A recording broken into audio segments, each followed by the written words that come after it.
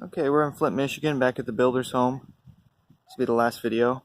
You see here traditional landscapes, the whole neighborhood. And this nature strip has been done. There's one thing left to do in the yard, which I'll show you. I wanted to leave the materials. I leave some things unfinished so you can see them before I put mulch over the hugels, for example. So you can see how I build a structure. This is mostly done with tree trimmings here. We just trimmed this tree, which was poking out into the street and needed to be maintained. So I took care of that. Also trimmed the tree there, which is a some kind of fruit, non-edible for humans. But I trimmed that, and I would cut it, here horizontally. It does look tasteful like that as well. It should be trimmed higher up, but no ladder. And it might end up being sacrificial anyway in the long term.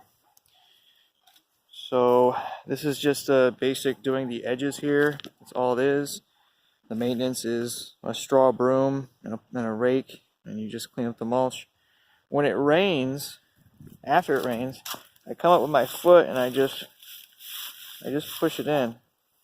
And it took me about 15 minutes to do the whole yard, but you can see a distinct difference. When it rains, the mulch comes down and you just smush it back. And it's actually very, very fun to build with it when it's wet. It's like paper mache. So now this is not compost. This is simply chunks of earth for the pre-dug holes that I'll show you. I pre-dug some holes for the spring.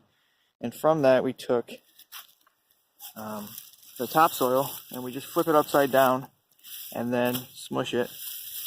And then eventually we'll put compost on top. I thought about getting compost because we can let it sit over the winter and it'll be great by then. It'll be great if we get it in the spring. But honestly, if we just cover this, because that's what it'll look like, we simply that's it. And you just do the whole bed, cover it. When you're ready to, that's how it's tucked in. That way this stays dry. If people don't use mulch, you'll see it gets cracked and dry. It's not a good thing. So two times you do this. You pull this open when you're putting in your food scraps, right? So I'd open the whole bed or just a section. You can just come up, open it, put the scraps in, put it back. Or leave it open, water it, put a bunch of scraps, water it, cover it, or cover it and water it. I usually cover it and then water it, but I don't usually water it at all. I don't need to. It works without water. There's plenty of rainwater here, so drip irrigation, if you're doing a permanent system, it's a smart thing to do because it's not always, you're going to have good years and bad years. So I don't want to talk too much. I just want to document this. And this is a front yard. So when people walk by, it's a beacon. They stop and they ask, "What is this? What are you doing?" And I say, well, humans are going extinct, and even the UN says small-scale organic farming is the answer. So everyone grows food in their yard, right? And they always kind of, think I'm using hyperbole, but it's true. We're past the point of no return in many respects, and there's an argument that says these sloppy yards are bad for the permaculture, and that it makes people associate permaculture with messy yards. But I say there's no time anymore to worry about that. People got to get on board, and there's enough people who want to do it anyway. We just have to reach critical mass, enough people doing it, and it'll become cool. It is cool. So again, you see these lines, I just smushed them with my feet all along here so you can see the definition. This is a heart deal. It was a triangle, and you can see it's kind of a heart. But so I want to show you this. These are from the hedge. Chop them, let them sit, that way they get dry. I can easily rip them apart with my hands now, and it's kind of fun to do. And then I just make the edges of this raised bed, which is going to be a nice waist height raised bed. Now I've done similar things to this, but never quite like this. It's a row of a tree line here, right? You cut everything to waist height, and you leave these sticking out, so that way when you put in the raw material, it holds it. Okay, it provides structure in a temporary way. And there's no reason to go pulling these trees up by the root. It's a lot of work. It's not worth the time or energy, and you're destroying all the pathways that are under the ground. Leave those root systems under the ground. Let them rot. In the meantime, you use these as sacrificial trees. You harvest the mulch from them, you chop and drop them, and that's it. You can use them as a trellis. There's all kinds of things you can do. You can see this is a mulberry. So we'll see how that goes. It's going to be really tall when I'm done. I just want to show this part before, because basically I did an initial chop here. If you watch the other video, I left a skinny partition here. Then I took all the pieces and I built up a berm underneath, just by breaking them into 6-inch, 12-inch pieces, and then I put the straw down. I also did the same thing where I put earth on top, right, from the holes I dug. And then I'm doing this to provide more structure around the edges. That'll bring it up higher. And then I'll put another layer of straw and then the compost on top, similar to here. When these beds are open, just like out in that nature strip, and same with here, I'll fill this all the way up with compost. And then we can plant right in it. By the third year, you're planting in the top, the middle, and the bottom. These are pretty short. They don't need to be obscenely large, especially in a front yard. This is enough. This is going to harvest all the water. The slope is running this way. When you walk down the sidewalk, we're facing east into the rising sun. Rises in the east, that's in the west. So that's a little documentation there. I'm at 7 minutes, so I'll do the back and be done. I just want to show this and have a record of it. Serious though, about humans going extinct. The UN says small scale organic, even the UN, right? Small scale organic farming. So, food, tea, and medicine, everyone's yard can have it. Public parks, everything. There's no reason that people shouldn't have food, clean food everywhere, and be connoisseurs, good food that you can't get shipped in. So this was, if you watch the other videos, this was just a hot mess. This was all cleared, all of this. It was about 6 feet in some places to the edge.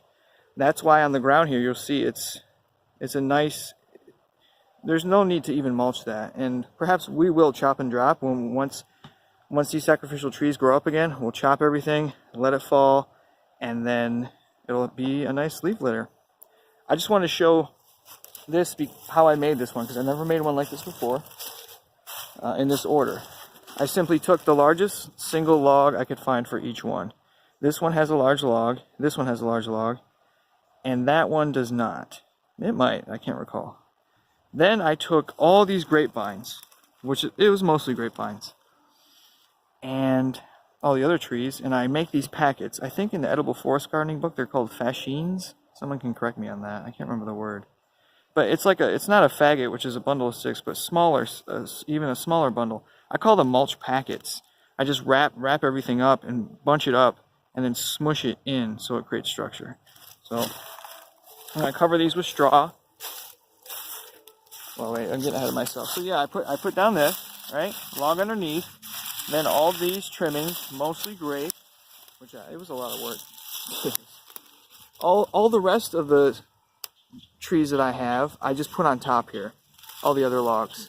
I didn't do what I usually do, which is to do a single log in the bottom and then make a pyramid with the rest of the logs. Instead, I saved the rest here because, well, it depends on how much material you have. That's why I end up building them different ways based on how much material I have. Because I'm always trying to only use what's there. I call it, what's that dude's name? You know, the artist, what is it, Waves and Tides? Andy Goldsworthy, right? I always joke, this is, you give it the old Andy Goldsworthy treatment. You know, because I always joke that my girlfriend will leave me for him, so I have to like do something like Goldsworthy. So eat your heart out, buddy, because you might build walls and stuff, and you know, rivers and tides or whatever, and that's cool, and I love it, but you can't eat it, bro.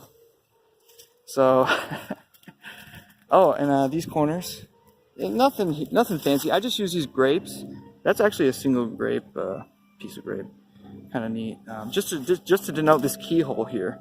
That'll be a keyhole.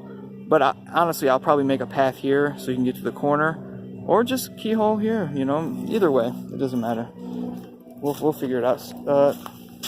Same thing here. Just to put the lines, just to see where things go. That's not obviously the complete thing there. So we can walk straight to the corner. And same there, if we're walking here, the path goes diagonally from the corner. We walk here, there's a path. Instead of doing one long hugel, we just make, we break it up with some paths. So that way we end up with our seating areas. As a rule, an 18-inch path, I find in particular with hugels, because the edges end up coming out often at the bottom, it ends up being wider at the base than you think it will be a lot of the time, especially once you put that mulch on and you fill it in. So I would even leave a 2-foot gap. I always try to leave room for error. But in time, the paths will reform. I mean, all this stuff is going to be gone. It looks like a hot mess, but this is pure biomass. This is as good as it gets right here. I mean, just using what's here, stacking a big sloppy pile. It's nice though. Look at that pile. Let me get a 3/4 angle here. I just think these things are unbelievably beautiful. It's just a pile, an engineered pile. But it will grow like crazy. Shit will grow like crazy here. This was all chopped. I chopped this and I let it fall into the neighbor's yard because I didn't harvest it and pull it over. I didn't need all that biomass right now. Now what it'll do is it'll stop everything from growing. Well, this will stop growing. Anything underneath will continue to not grow. And I found the critters love this habitat. Rabbits and whatnot, they love the habitat. So same thing over here. It was even more dramatic. Cutting all this, letting it flop over the fence. Didn't need all that biomass. It'll be there. No one even lives here, and the other neighbor does zero maintenance to the yard, like a lot of people. Completely untouched. But hey, there's nothing wrong with that. The critters love it. So this is the straw I'll use. Haven't done it yet, but that's the final step. I'll put the straw on top. I'm just going to cover these and do nothing. They'll sit all winter.